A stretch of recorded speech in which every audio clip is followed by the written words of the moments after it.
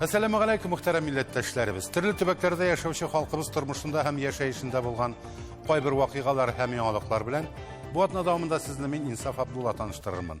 Siz Tatarlar tapşırın qarıysız. Bugünkü çıkarılışta. Şüpreli rayonu Yana İşli'de avul günü. Bu tuğanlarını uçurastırı için de bir gerek hastayı bu. Atı avulun birimiz avulda yaşayı, birimiz bu avulda yaşayı. Şılarda görüşelmeyiz. Petropavl şəhərində Saban toyu.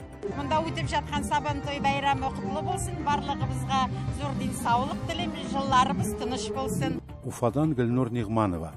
Өзімнің ішімнің нық яратамын, кішілеріне яратамын, кішілерге yardım етерге. Çilebi'de gımır etuşu Gıbadullinlar gailesi. Бақша өстеру ансы безгә таныш и бик күңелгә рәхәтлек бирә. Виноградлар, абрикослар, хәзер менә персик утырттык, гел яңа диләр, бик кызык күңелле. Соңғы yıllarda республикамыз районнарында авыл көне уздыру матур bir традицияга кирип бара. Saban toylardan ayırmalı bulara гадәттә bu көне спорт ярышлары, халык уеннары һәм һәр төрле бәйгеләр булмый. Авыл читендәге булында корбан чалып, аш мәҗлесләр уздырыла. Кул эшләре белән кәсеп итүчеләр остаханәләр оештыра, эшләнмәләре белән сәүдә итә. Сәнгать осталары концерты була. Шундый бәйрәмнәрнең берсе Шүпрәле районының Яңа Ишле авылында үтте. Күп санлы кунаклар арасында Рәмис Сафин да бар иде.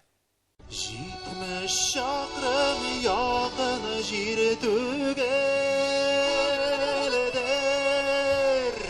bir küreşer eşin kildik des.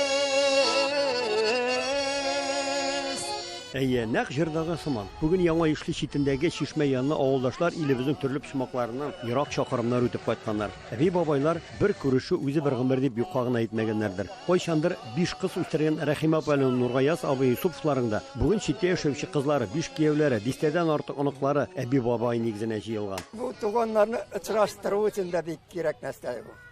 Tuğanlar uçuraşa. Atı avulun birimiz avulda yaşayı, birimiz bu avulda yaşayı. Şılarda görüşelmeyiz.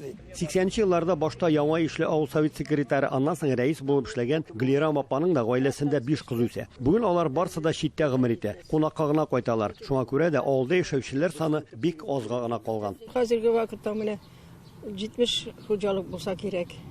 Bu vaqtlarda endi 200 bo'lgan balalar ko'paydi. 4 yıllık buldanlar, 5 yıllık, 6-7 yıllık buldu. Сүздә юк, чагыштырмач әле яңа гына безнең тормышыбызга кирип баручы бу бәйрәм авылдашларны, классташларны бер мәйданга җыюдан бигрәк нәсел гаиләләрне берләштерү урыны. Ерактагы туганнар белән аш мәҗлесләре үткәрү өчен дә уңай форсат. Авыл бәйрәме ул үзенчәлекле бәйрәм. Чөнки ул ничек әйтим соң, ул авыл бәйрәмен үткәрер өчен, аның өчен теләк кенә түгел, аның өчен теләктән тыштаган мөмкинлекләр дә булырга тиеш, аның өчен настроение дә булырга тиеш. Монда һәр кеше аягында басып тора аламы ул, юкмы ул, ике яктан култыклап та апаларны, улы агайларны да биргә алып киләләр. Ул ни өчен? Бу авыл көне булган өчен. Бәлкем ул Сабан туйга чыкмас та иде. Ләкин менә авыл көне бу тарихны, элекке ностальгия дибез бит инде. Ул һәр берсе үзе белән бергә булган, бергә эшләгән кешеләрне күргә килә монда. Оралашу өчен килә. Яңа Ишледә авыл көне уздыру идеясын шушы авылда 9 балалы гаиләдә туып үскән, хәзер Тәтештә яшәүче эшмәкәр Римма Сафиулова әйтә. Аны район җитәкчелеге дә хуплый. Узган елгы авыл көнендә Ишлеләр Римма ханым җитәкчелегендә бергә җыелып, еллар буе авыл читендә ташланы хәлдә булган шушы чишмәне яңарталар. Әлеге чишмә Сарапа белән Гомәр абый Вәлиуллиннар яшәгән йорт янәшәсендә генә. Аларның балалары хәзер әби бабайлары, әти-әниләре яшәгән йорт урынын койма белән тотып алган. Алмагачларда утыртканнар. Бу безнең үзебезнең нигезебез. Шушы нигездә, шушы урында. Шушы нигездә да без үзебез 9 бала тудык. Без генә түгел, әтиләр 5 бала туганнар. Безнең бабайның төп нигезе. Әти безнең гомер буе тирмәнче булып эшләгәнгә, менә әтинең тирмәне, әтинең тирмән ташлары, менә андырларны без сукалаганнар, сукаларны әтинең истәлеге итеп, шушы әтинең нигезенә үзебезнең нигезебезгә куйдык. Менә безне кыендырып үстергән шул йортта күпме бала туган бит инде. Менә кыебыз бар. Ул кыебызның Аганәй кые дип язылган. Быелгы авыл көнендә Римма корбан чалып, туганнары һәм авылдашлары өчен зур аш мәҗлесе уздырырга ниятләгән. Өстәлләр аларның элеккеге бакча урынына куелган. Кунаклар да койдан гына килмәгән. Без бу авылга ел сайын кайтабыз. Безнең әниебез монда туып үскән. Айсылу Шакир кызы. Сарапабыз безнеке ул Bizim en iyi bizden apası bulur çıkar. Biz bunda min üzümde Tatar nide Samara'da, Kinçerkasky rayonunda Tatar автономиясын hazır 2. yıl açkanlarına. Hazır biz bundan bir zor örnek alıp gidelim. İnşallah yüzümüzge de videolarga taşırdım minalarına. Peygamberimiz Muhammed Mustafa sallallahu aleyhi ve sellem'nin aytgan bir hadisine binaen kılıp bir-birimiz bilen aralaşırız. Bir-birimiz bilen aralaşsanız rizqimiz kengayir, yüzümüz nurlanır, aralarımızda muhabbetimiz artar. Mine şunday choralarimiz bunday uyushgan ekan, alhamdulillah, bu bizga sabab bo'ladi. Tuğanlarımızın elimizde, yakınlarımızı, avuldaşlarımızı, sınıfdaşlarımız bilen aralaşırda şunday mümkinchilik beradi. Яңа ишледә яшәүчеләр хәзер авыл көнен Сабан туйны көткән кебек көтеп алалар. Шушы көнгә туры китереп, җәйге ялларын алалар, күптән кайтмаган туганнарын чакыралар. Сагындыра, шу вакытта булса инде мондый матурлык. Вакытта үзенә бер матурлык булгандыр инде. Дер вакытта. Бик сагынабыз авылны. Менә үткән елны менә Рима ханым дип әйтим инде, bütün авылдар белән, авылдашлар белән киңәшеп, мәчетне яңартырга сөйләшеп, bütün читтә яшәүче авылдашлар белән акча җыелышып, мәчетне яңадан ремонтлау эшендә катнаштык. Быелгы авыл көнне Римма ханым авылдашларына тагын бер зур бүләк әзерләгән. Аның үтенче буенча шагыйрә Эльвира Әхмәтова белән танылган җырчы, башкаручы Гүзәлия яңа ишлем дигән җыр язганнар. Бәйрәмдә бу җырны Римма ханым үзе башкарды.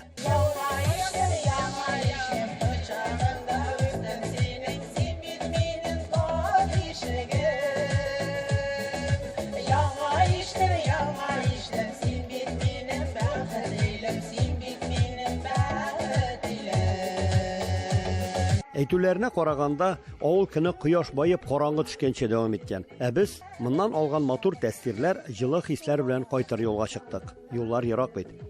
Татарстанның Чүпрәле районыннан Рамис Сафин, Әхмәт Мөдәрисов, татарлар. Бүген Казакъстанның төньягында 17 меңгә якын татар һәм башкорт яши.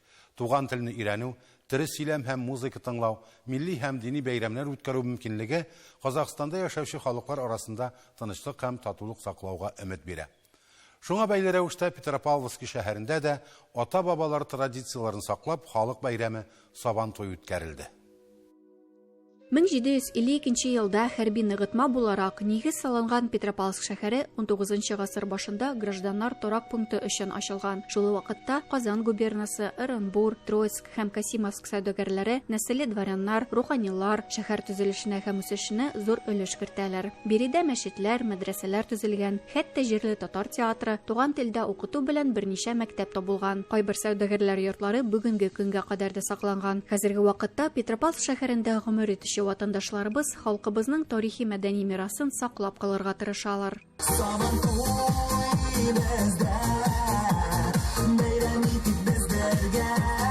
1989 елдан башлап Сабан туй Төньяк Казакъстан шәһәрләренең һәм авыл халкының яраткан бәйрәменә әверелде. Һәр кем милләтенә карамастан бу көнне шәһәр мәйданына татар милли ризыкларын татып карарга, халык уеннарда һәм ярышларда катнашырга һәм әлбәттә татар көйләренә биергә ашыга.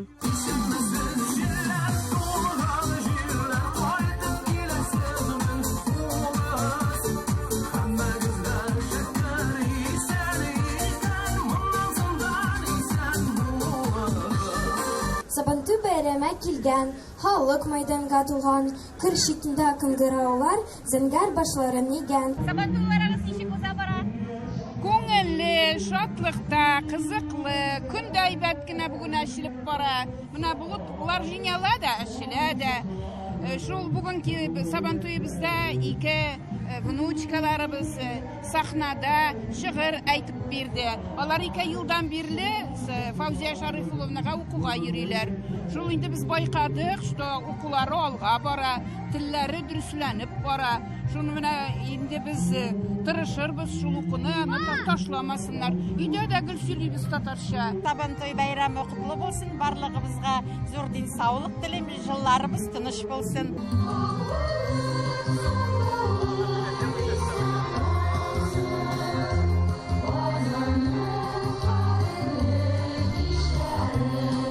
Бүгенге бәйрәмдә дуслык татар-башкорт үзәгенең иҗат коллективларынан тыш шәһәрнең үзешчән коллективлары да чыгыш ясады. Мәсәлән, Илһам бию ансамбле профессиональ булмаган биючеләрдән тора. Интернет шелтәреннән видео карап, костюмнар тегеп, алар яраткан бәйрәмнәренә татар бию әзерләгәннәр.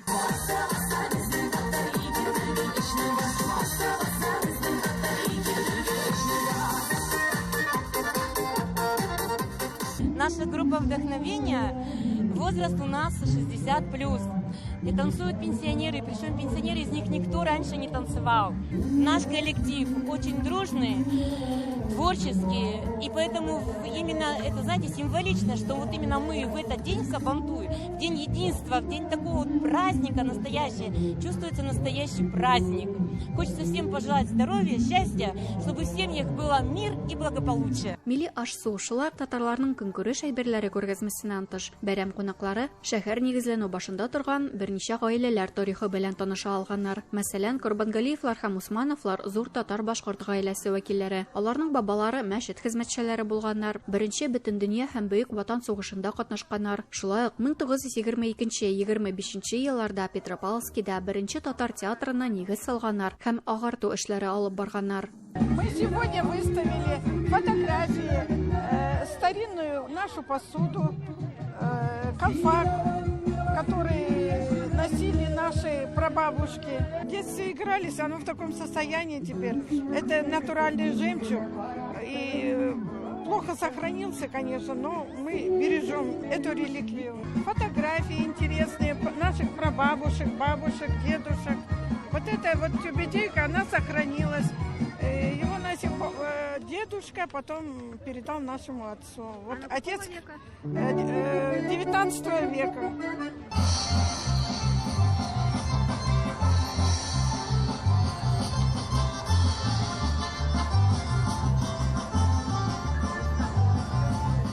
Менә Аллага шөкер, Сабантуебыз гөрләп бара. Уйныйлар, җырлыйлар, бийләр. Быел балачагалар да бик күп кенә, әмма ләкин менә яшьләрне татарчага өйрәтмәсәк, без күп булай уздыра алмабыз. Туган теле булса, җыр да була, бию дә була, көйләрне дә ишетәбез. Кайда яңгыраса да үзеңнең көеңне ишетәсең, җан җылысы була шул. Ачыкланганча, Петропавловск шәһәрендә Сабантуй 1917 елның революциясе кадәр ук үткәрелгән. Бу тарихи факт турында безгә туган якны өйрәнүче, язучы Зөфәр Махмудов сөйләде. Как свидетельствуют архивные источники, первый Сабантуй прошел здесь в мае 1913 года, то есть еще буквально за 4 года до начала революции и гражданской войны. Он проходил обычно на ипподроме, здесь проводились множество мероприятий, игры, собирались пожертвования, в том числе на мусульманскую библиотеку, которая вот здесь существовала. И в том числе, вот, что мне запомнилось, даже были скачки на верблюдах. Петропавловск считался таким городом, через который проходили караванные дороги, вот дальше в степную зону, в том числе, которые шли в Ташкент, Бухару. Әдилә Төхбәтова, Баржан Кажаканов, Татарлар, Петропавловск шәһәре, Казахстан. Хөрмәтле тамашачыларыбыз, сез татарлар тапшыруын карыйсыз. Программабызның икенче өлешендә. Уфадан Гөлнур Нигъманова. Үземне эшемне нык яратамын, кешеләрне яратамын, кешеләргә ярдәм итәргә. Чиләбедә гомер итүче Гыйбадуллиннар гаиләсе. Бакча үстерү ансы безгә таныш и бик күңелгә рәхәтлек бирә. Виноградлар, абрикослар, хәзер менә персик утырттык, гел яңа диләр, бик кызык күңелле. Тормышка гашыйк диләр андый кешеләр хакында. Үз һөнәренә, табиблыкка мөкибән киткән Гөлнур Нигъманованы Башкортстанда белмәгән кеше бар микән? Күп кырлы шәхес Гөлнур Хәмзә кызы җир эшендә бик ярата. Шуңа күрә берничә ел дәвамында Уфаның телевидение каналында чәчәкләр үстерү һәм бакча карауга багышланган тапшыру алып барды ул. Үзенең бакчасында гөл бакча итеп тота. Милли киемнәрдә фотосессиялар оештыру белән дә мавыга.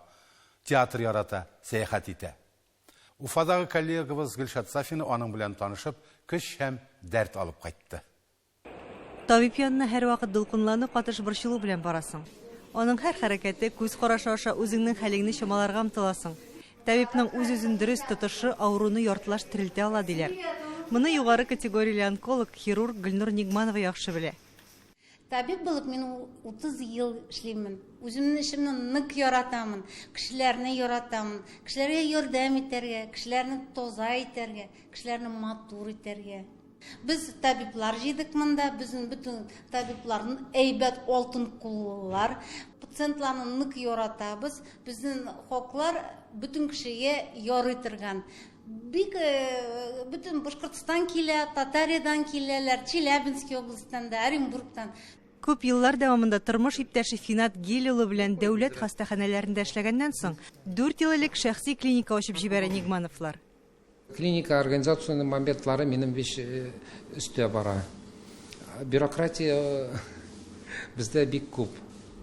Ул регистрация государственные информационные системаларда, Роспотребнадзорда, Роскомнадзорда башланып вакыт әйберләр, мамыклар, теге антисептиклар алу вещь минем җилкәдә инде. Уфада гына түгел, Башкортстанда һәм күрше төбәкләрдә билгелелек яулаган хирург Гөлнур Хәмзә кызына һәрчә халык күпләп йөри. Тән тиресенә чыккан сөйгәл, миң һәм башкаларны тиз арада алып ташлый ул. Атнасына бер тапкыр ерак төбәкләрдән килгән авыр очраклы авыруларга бушлай да ярдәм итә. Авырулары өчен якты йөзен дә, тәмле телен дә кызганмый доктор. Аның 2018 елда табиб-онколог номинациясендә елның иң яхшы табибы исеменә лаек булуы очраклы түгел. 3 елдан артык үзебезнең бөтен зур гаиләбез белән Гөлнур Хәмзиевна да тикшеренәбез. Менә әни кебек якын гаиләмдә инде ул шул хәтле 3 ел вакыт эчендә. Безнең семьяда инде гаиләдә нинди генә проблема шир буенча булса, без Гөлөңгә мөрәҗәгать итәбез. Гөлнур Нигманованы Вся Уфа телевизион каналында алып баручы буларак та беләләр. Үсемлекләр үстерү серләрен сөйләп, Башкортстанның иң матур бакчалары белән таныштырып барды ул тамашачыларны. Крепкого здоровья вам и вашим растениям. Меңәрләгән язылучысы булган социаль челтәрләрендә сәламәтлеккә кагылышлы файдалы киңәшләр белән генә бүлешеп калмый блогер Гөлнур Хәмзә кызы. Үз куллары белән үстергән бакчасын да күрсәтеп бара. Нинди генә чәчәкләр үстерми ул монда, чөнки бөтен булмышы белән матурлыкка омтыла. Секатор алабыз. Именно булай жәлләмешә чәчкәләрен кисәбез. Героинябызның бакчасында шулай ук кыяр, помидор, җиләк, җимеш тәмулдан өлгерә. Моның өчен ул эшне кыштан башларга кирәк ди. Җиләк бик ярата, шуңа аның үсентеләрен үзе үрчетә. Узун кирәкми, ул хәлен битерә. Шулай горшокка җир. Именно монда шпилька ясыйсыз. Именно булай казап куясыз. Хәрәкәттә бәрәкәт дигән принцип белән яши Нигмановлар. Шуңа күрә дә йорт эчендә дә күп нәрсә үз куллары белән эшләнгән. Без килгәндә дә Финат Гил улы кунак бүлмәсе диварларын тигезләү белән шөгыльләнә иде. Эштән арып кайтасың. Монда кул эше белән булышсаң, ремонтлар вакытыяк әзрәк баш бушай. Бар нәрсәгә өлгерүнең сире белән дә бүлеште Гөлнур Нигманова. Мин үземнең вакытымны дөрес оештыра беләмен. Шуның өчен бөтен нәрсәне мин планлап куямын. Бүген менә мин чәчкә утыртам, иртәгә мин йорт җыштырам, иртәгә соңга варенье пешерәм. Баскан җирендә ут чыгара диләр аның кебек кешеләр турында. Үзе табиб, үзе шәхси клиника җитәкчесе, үзе бакчачы, үзе блогер, үзе алып баручы. Нинди генә һөнәрләре юк Гөлнур Нигманованың. Аның белән якыннанрак танышкач, минем башыма бер фикер килде. Мөгаен аның бар нәрсәгә дә өлгерүнең сире тормышны һәм гомумән кешеләрне яратудандыр. Уфадан Гөлшат Сафина, Розилия Имамов, Татарлар. Туган җирләрен ташлап, бәхет эзләп чит якларга чыгып киткән татарлар Чиләбедә дә бик күпләп яши. Менә шундый гаиләләрнең берсе Нәзир һәм Резида Гыйбадуллиннар. Хәзер алар икесе дә лаеклы ялда. 4 бүлмәле шәһәр фатирын Копейск шәһәрендәге йортка алыштыралар. Төзелеш, күченү һәм башка эшләрдә 4 малае һәм кызлары, туганнары ярдәм итә. Нәтиҗәсе шаккатырлык. Алдагы видео язманы карыйк.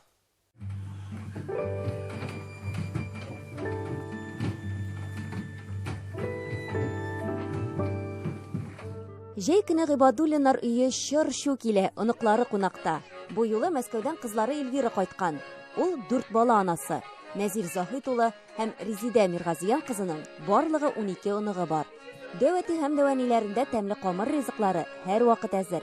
Шәй табыны янында һәр кемгә дә урын бар. Безнең әтиебез әниемнең йортына гел кайтасы гына килеп тора. Нык яратабыз аларны. Оларга зур рәхмәт әйтәсем килә. Безне бу дөньяда кирәкле кеше булып үстергән өчен. Олар безгә барыбызга билем бирделәр, безне яраткан өчен. Безнең бик күп сораулар бар. Оларның гел җавап бирәләр. Гел оларның тынласы килә, олар белән сөйләшәсе килә. Олар белән без дуслар.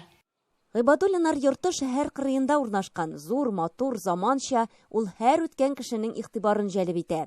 Менә безнең үй алганда ничеге? Фронтоннар югы, тәрәзәләр югы, бер нәрсә дә югы инде. Түшәм юк, идән юк, бер нәрсә дә булмады. Менә шундый. Бу өйне төзегәндә гаилә әгъзаларының һәрберсе дә үз өлешен кертергә тырышкан. Нәзир Заһит улы эретеп ябыштыручы. Уллары да тормыш кыйбласын сайлаганда әтиләренең эшен дәвам итәргә карар кыла.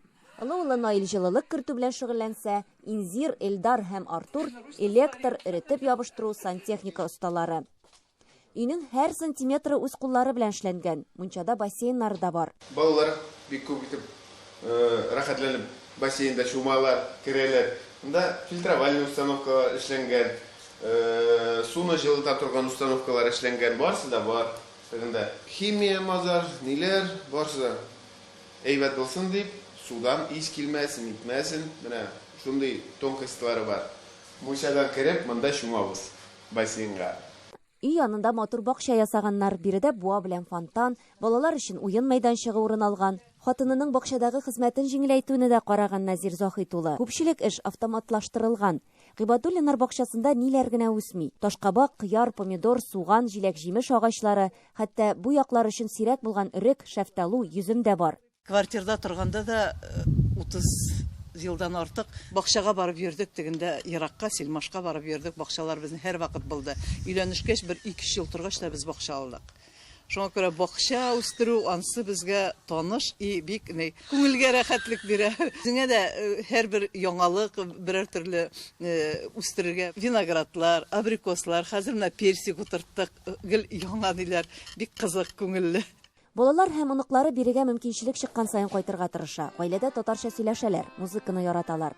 Гармон, баян, татар халык җырлары бу тату гаиләнең тормыш юлдашлары. Bir vaqtda da tatar tilini qaldırmadık, İslam dinin tatar tilini bir vaqtda da benim tiyatroga barsam minna köleleri ben 5 balamda alıp baradırım tiyatro ve tatar tiyatrına. Ben sokmaktan bargan sımak bağlarımla tiyatroga yürüdüm.